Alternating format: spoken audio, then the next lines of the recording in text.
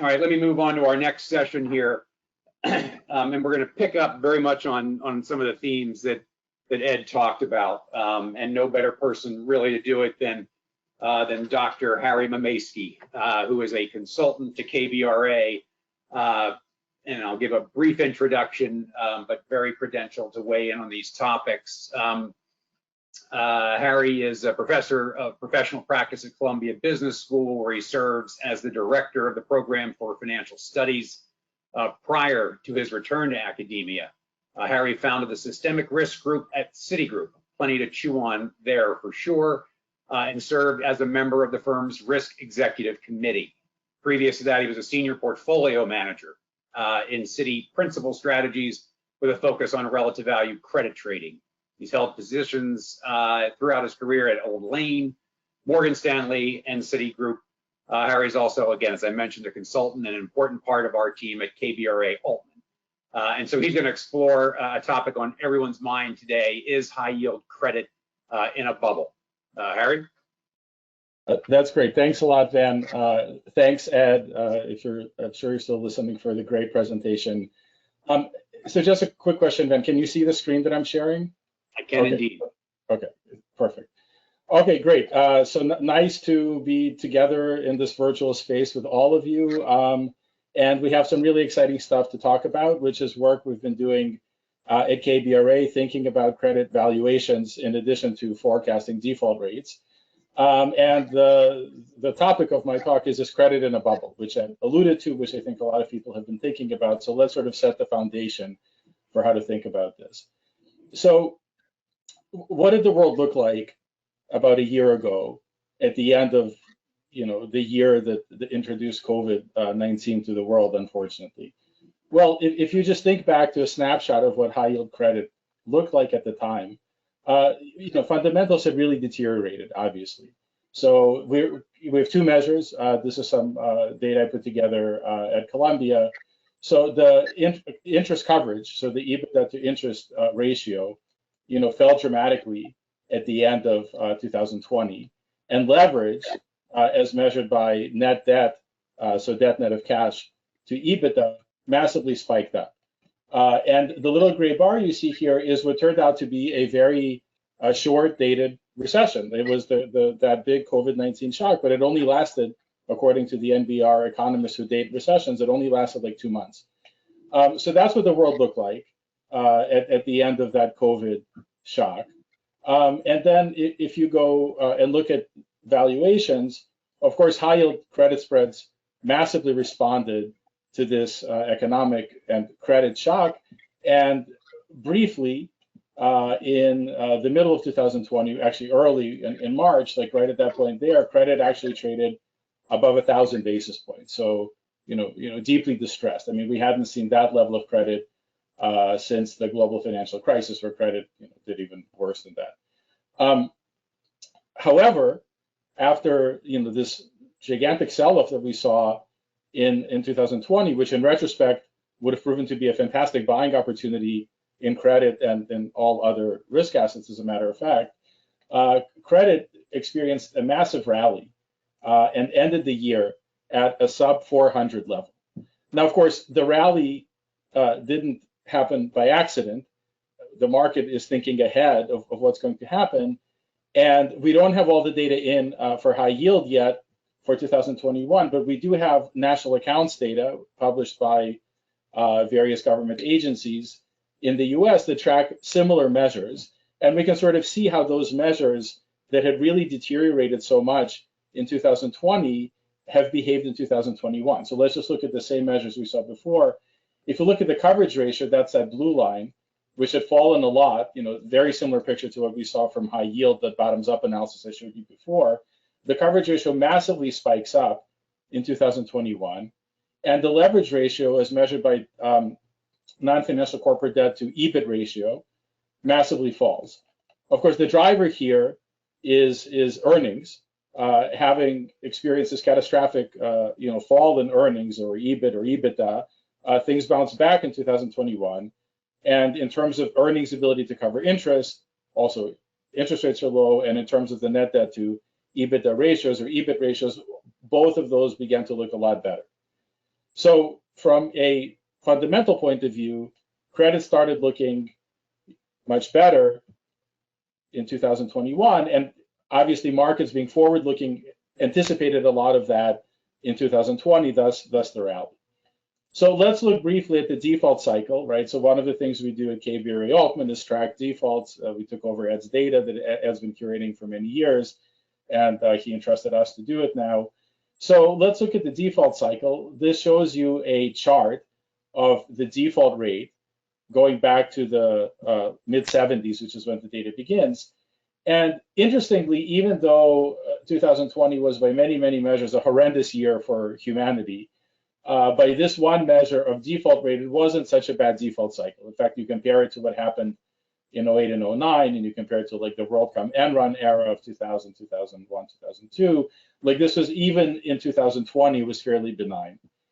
And then, of course, as Ed mentioned, 2021 has been an off the charts year in terms of defaults.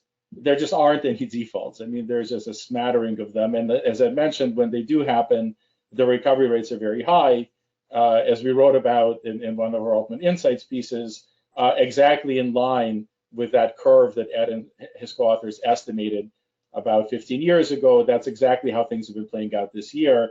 So, by the way, that's about as good as financial forecasting happens. Like if you predict 59% recoveries and they're 59, that's pretty good, and that's kind of how this year looks. So the credit cycle is very benign. EBITDA is good, leverage is pretty good, coverage is great, there are no defaults. So that's sort of where we are right now. What about the future? Well, one of the things that we've been doing at KBRA Altman is constructing a data-driven approach to thinking about credit. So as opposed to telling you our gut feel is very important. Obviously, we want to be able to back up the gut feel with rigor and data and analysis. So we came out with this default rate forecasting model, which we've spoken about in the past. And that's not really the focus of my talk, but let me just show you what the forward-looking guesstimate looks like. The model takes as inputs measures of US economic growth like industrial production, US corporate debt to GDP ratio, which we detrend for reasons that we've written about in our white paper. A very important series is the Fed Senior Loan Officer Survey, high yield credit spreads enter as a forecaster, and realized volatility of the S&P 500 index. So these 5 variables weren't even chosen by us. They were really chosen by the model interacting with the data. These happen to be the 5 best forecasters of future default rates that we found a much bigger set of forecasting variables. And right now, our analysis suggests a 1 year ahead default rate. So that's from today until October 28th of 2022 of 2.2%. That's very much on the high end. I mean, if you ask me, as an observer of markets, I would tell you it feels like it should be lower. But the model is what it is, and the model is saying 2.2%. Now, we understand when forecasting, you can't get it exactly right. Like the world behaves as the world behaves, regardless of what our model says. So we also give a range of estimates around that 2.2%. The benign end of the range, which we think of as like the 1 in 5 good case outcome, is a default rate of sub 1%, like 0.9%. And the severe case, which would be like the 1 in 5 bad outcome, we're forecasting 3.25%. So those sort of bookend the 2.2%. In work we've done in-house, we found that actually that the 60% range that the benign and severe forecast encompass has actually been historically quite accurate. So it has been true that about 60% of the time, the actual default rate falls somewhere in that benign to severe range, which right now for us is 0.9 to 3.25%. So right now we're sitting in a very benign default cycle, and based on historical relationships between forecasting variables and future default outcomes, we're forecasting a benign environment to continue for the next year. Okay, so let's just take stock of where everything is right now. Credit fundamentals are strong. Leverage and coverage ratios look really good. Default rates, which were moderate in 2020, are extremely low in 2021, and we forecast them to continue to be low in the future. But credit valuations are very stretched. Ed spoke about this. Ed said that the average high yield option adjusted spread is like 5.28%, I forget, so a little over 5%, and right now it's 3%. So yes, that's exactly the data that we have as well. So the most recent high yield spread print was 300%. You just had an animation there, so capital X. So now the question is that 300 basis points too high? Is it too low? Or is that where it ought to be given the state of the world? So let's address that question.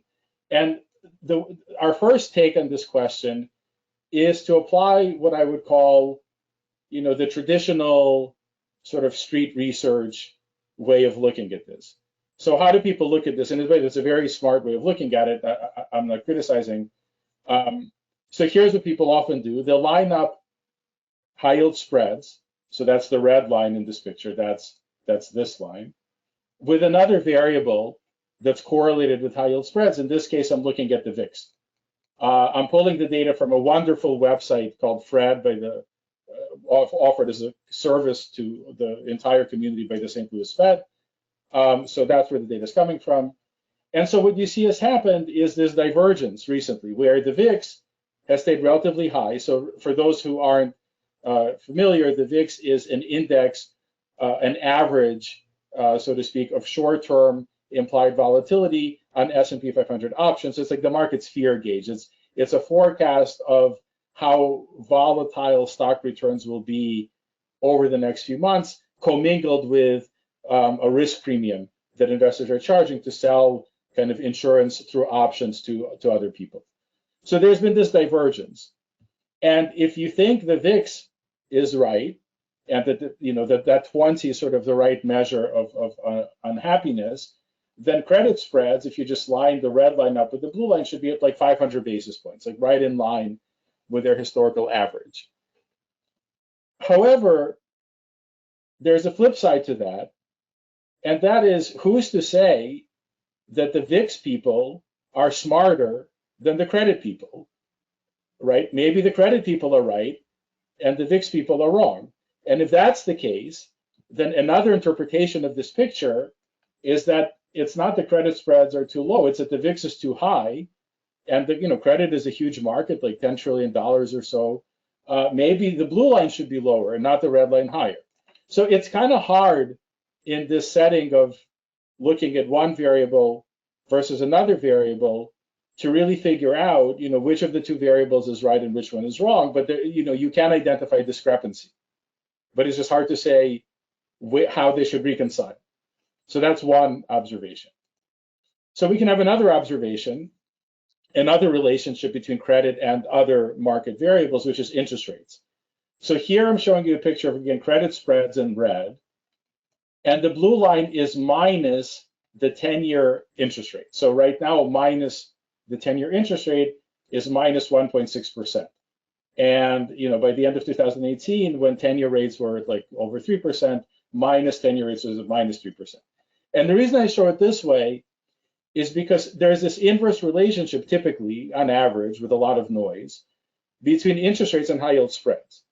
When are high yield spreads low? Typically in good economic times, when there's growth, when there's not that much risk aversion. In those good economic times, interest rates tend to be high, right? So interest rates, you have sort of moderate inflation, you have some growth, people aren't seeking the safety of treasuries, so that pushes up rates. So when you look at the inverse relationship of rates and credit spreads, you find that when rates are high, credit spreads tend to be low. So like here, credit spreads are low, here, credit spreads are low, and those tend to be times of high interest rates. When interest rates are low, that's typically bad times, right? That's typically, the Fed is easing. The Fed doesn't ease because they love easing. The Fed eases because, they have a dual mandate of employment and inflation, and something's wrong on the employment side.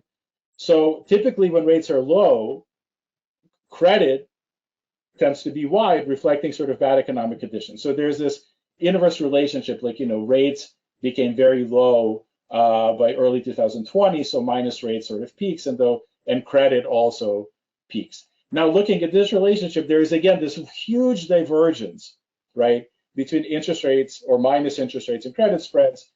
Given where 10-year rates are, if historical relationships are a guide and 1.6 is the right level, credit spread should be much higher. In fact, by this chart, they should be at like, 10%. I mean, that's a crazy number, but, there's a big gap. Again, however, who's to say that the credit people are wrong and the interested people are right? Although credit and rates is the deeper market, so maybe give them a little bit of leeway on this one. But again, that divergence, it's not obvious how it resolves. Like, who wins? Maybe what should, as a lot of people are saying, rates should be much higher. That's a popular bet among the hedge fund community, that rates should go to 2.6%. I mean, maybe that's really where rates ought to be. You take out, stimulus, quantitative easing, and all these things. Maybe that's the discrepancy, and credit is exactly right, because credit is a market that the Fed threatened to participate in, but never had to, because everything sort of worked out okay. So maybe we're seeing a little bit of a central bank distortion. My own opinion on that, I'm not even sure if that's true or not. There's debate among people to what extent does the Fed actually control longer term rates. A lot of folks would say not really. But anyway, so there's this divergence again, but it's not obvious how to reconcile which of the two markets is correct. Okay, so we're in a little bit of a quandary there. So here's our take on this question. Is 300 basis points too high, too low, or just right? So our take is that this is really like the wrong question. We should take the market at its, at face value, that it's telling us spreads are 300 basis points.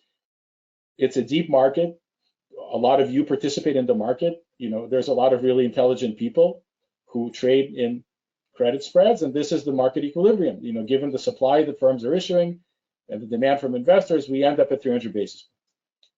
So instead of asking the question, and pretending that we know more than the market does, and saying, well, spread shouldn't be at 300, they should be at 375 because the VIX is high, like, who's to say that we're so much smarter than the market? Let's ask a different question. And the question we can ask is, given all the information currently available to investors, right, what return on high yield corporate bonds should investors expect to earn over the next year? So very similar to the thought process underlying our default rate forecast, which is, given all the information we have, we're not saying that the default rate of 0.2% is right or wrong. I mean, it is what it is. We're asking the question, what will the default rate be in the future? And here we're asking the question, if you buy high yield, the diversified index of high yield bonds, what will the return on your investment look like over the next year? Now, how do you figure out what the return should look like? Well, we're going to use forecasting variables. Our approach allows us to use many different forecasting variables. So for example, a forecasting variable can be the past high yield default rate. If you look at our picture here, that's this little box right here. This is our KBRA Altman default rate, backward looking, 1 year backward looking. So the most recent read there is like 0.2%. We could look at our own model forecast for future high yield default. So that's an input into our forecasting model for high yield returns. So for example, here is our severe case forecast, our base forecast, and our good forecast, which says good model. So these are all forecasts of future default rates. So maybe those have an impact on the returns of corporate credit.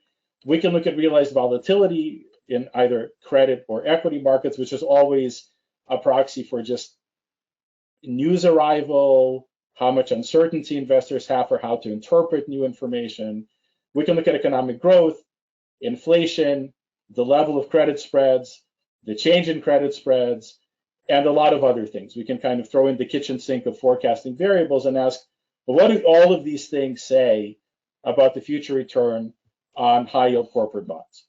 So that's the question that we want to address. Now, unfortunately, you can't answer that question quite the way it's posed, because you can't create a model that has as inputs 40 different forecasting variables. And the reason you cannot do that is because you don't have an infinite amount of data. If you had an infinite amount of data, you're in luck.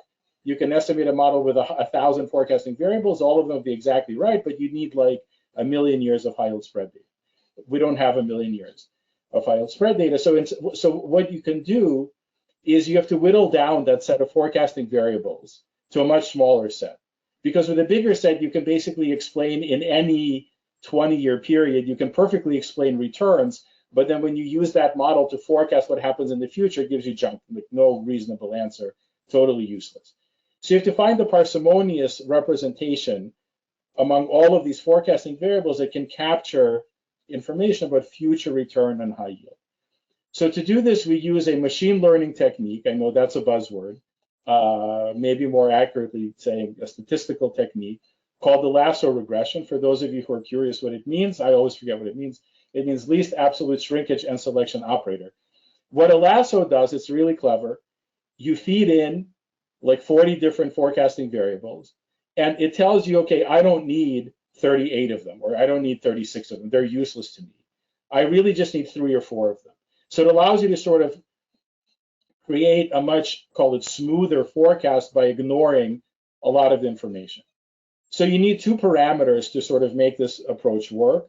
You need to, one, figure out over what time horizon do I want to estimate my model. So do I want to estimate it over like 6 years, 8 years, 10 years, 20 years, what is the right window to estimate the model, which is another question of like, how stable are those model parameters, right? Like what used to forecast high yield returns 20 years ago, say it was inflation, that may not be what forecasts high yield returns today. So like the variables that forecast are changing over time. So there's a question of like, over what time horizon do you estimate? There's a second question of how smooth do you make the model? How many of the forecasting variables do you throw out? So what we do here is we do a search. We search over many possible parameters of how smooth the model should be and the time horizon over which we estimate this model that maps information from these variables to future returns and high yield. And we found the optimal combination. And that optimal combination happens to be a smoothness parameter of 2.5. It's meaningless unless you know what the model is, but that's kind of, intermediate smoothness, and an estimation window of 14 years. So that is, having searched over all these possibilities, that's what we find. Okay. So here's what the model is currently telling us. And I should emphasize that I'm showing you the snapshot of the current forecasting variables. Those are going to change every time we re-estimate the model, because we're going to estimate the model in 14-year windows. As new data comes in, as that old data kind of gets thrown out, the variables that are useful for forecasting high yield returns will change. So for example, right now we want to use the actual default rate. We may not want to use it in the future, but we use it now because it's the one that's been working. So even that 14-year window, that won't change very quickly, but even that could change at some point if we find that there's a better estimation window. So there's just a dynamic approach. It's not that we fix these variables and say, okay, we're done. We know the variables. We don't know the variables. The world changes all the time, and the forecasting variables that are going to work are going to change all the time. And we need to be cognizant of that. And the model needs to evolve to predict the changing world. That's really crucial, and that's what this thing is going to do. But let's look at it right now. So right now, the variables that have been selected are high yield spreads, the 3-month T-bill rate, the last 12-month default rate, the 1-year realized volatility of high yield returns, so how volatile has the credit market been, and leverage is measured by the non-financial corporate debt to EBIT ratio, which is what I showed you before. And actually that ratio, leverage, has fallen a lot because of EBIT growth in 2021. So you throw all those ingredients into the mix, and the current forecast for the 1 year ahead default, the 1 year ahead return on a broadly diversified index of high yield corporate bonds is 1.6%. Now, we can talk a lot about why the coefficients are what they are. For example, it's a little puzzling why the coefficient on leverage is positive. I have some thoughts on that. Like, why is it that when there's more leverage, you're forecasting higher returns, not lower returns? The reason is because leverage and high yield spreads are correlated, and there's a risk premium in high yield spreads. That's a topic we can talk about on the phone about that later, if any of you are interested. But for now, I'm going to gloss it over. So that's the forecast. Let's look at how it's worked historically. So over the last, we have about 15 years of data, so not 15 years of data, we have about actually 17 or 18 years of model forecasts, which means we have to use an initial 14-year window to estimate the model. It generates a forecast. We see how well does that forecast line up with the actual return, and we sort of show you a plot of our model forecasts and actual returns, being careful that the model forecast never uses future information. So when we make a forecast in 2010, the 1 year ahead return So our 2010 forecast, the 1-year head return would have been like a 20% forecast because credit was so beaten up then. That doesn't use any future information because as investors, unfortunately, we don't have, or actually maybe fortunately, we don't know the future. So the model shouldn't know the future either, although that has a little caveat as well, which we talk about in our white paper about this. But here's what it here's how it lines up. The model does a remarkable job of forecasting return. So the blue line is the forecast, the red line is the actual realized return on high yield. And I can tell you, I've done this work for many other asset classes, not only high yield. And high yield is the most forecastable asset class. There isn't any other one that's even that close a second. Like high yield happens to be the asset class that you can forecast the most with information you have today. One of the important ingredients into that forecast is the high yield spread. What the model doesn't do so well is find the big sell-off. So the model is really good at identifying rallies. So like it can sort of tell you that high yield is a good buy at certain points in time. It doesn't really do a great job of like identifying, the sell-off that happened around COVID. So this is like the 1-year future return starting in March of 2019. The model had no idea at all that what happened in 2020 would have happened. The model missed this 2015 when the model, completely missed this massive sell-off during the global financial crisis. So, we're working on it. It does get some of them right. Like, this low return was sort of forecasted by the model, but there are some of these negative episodes which we don't get right.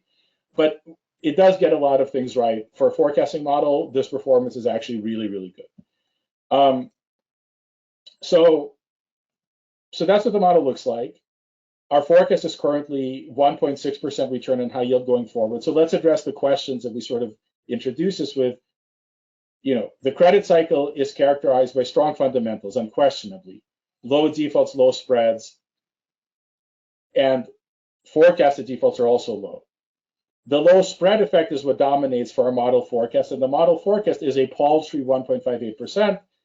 This claim is backed by this sort of dynamic, machine learning approach that we've created. The model's done a great job historically. Like really, if you work in the forecasting field, you can't forecast financial returns too much better than that.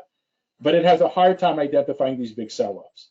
Now, we're going to update the model quarterly, so this is going to be something that we update. As we update, the forecasting variables will change. The coefficients that map the variable level to the prediction are going to change, so all of that is going to change. So finally, let's conclude. Is it a bubble? I don't know if it's a bubble, but what we can say is the model suggested 1-year head returns on credit are not terribly attractive. I mean, you're not going to make, 7% returns on high yield in the next year. I mean, you could, it's possible. The spreads could go from 300 to 200, and then you would make a 7% return. But that's not our forecast. The forecast is, a 1 to 2% return on high yield. Not that great, but, we're also not forecasting a huge sell-off either. So that's where, we end up with all of this analysis. And I guess I'll hand it back over to Ben. Thank you.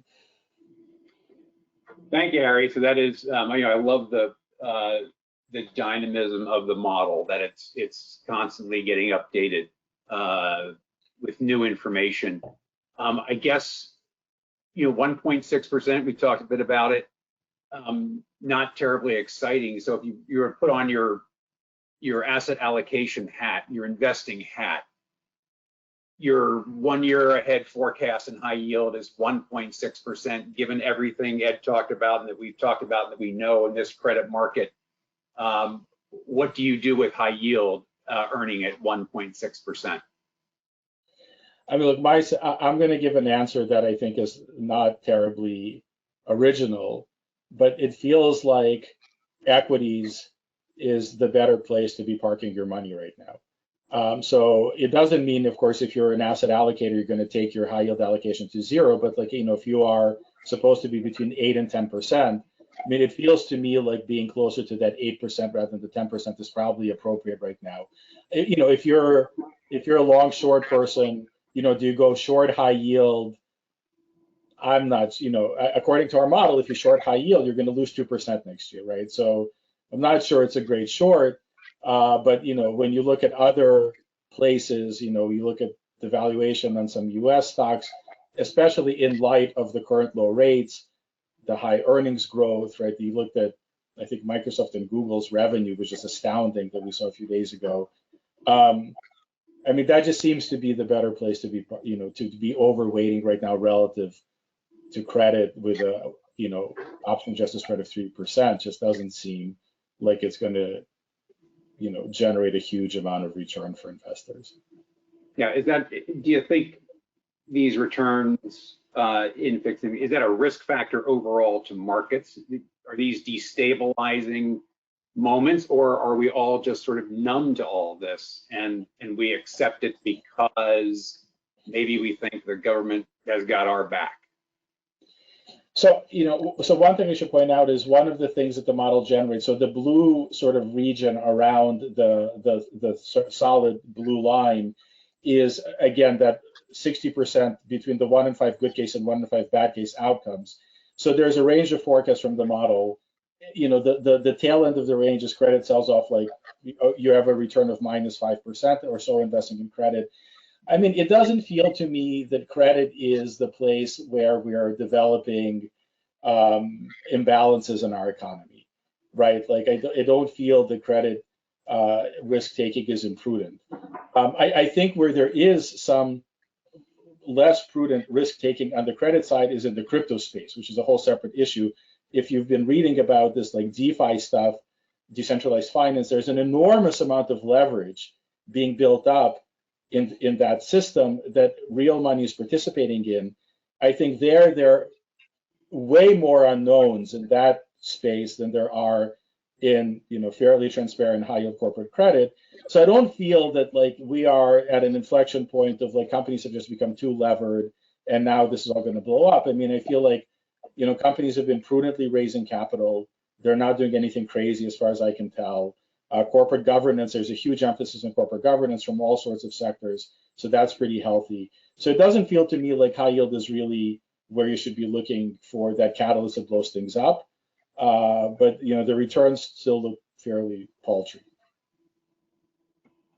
I hear you. Well, thank you for those remarks. Obviously, we're going to continue to do a lot of work, not only on our default forecast, but also return forecast. And as always, happy to compare notes with you out in the audience. Let us know what you think. That input is very, very helpful to us. And again, look for our work on KBRA Altman, which you can find on the KBRA website for more information on both the default forecast model as well as the returns model. Thank you, Harry. Thank you.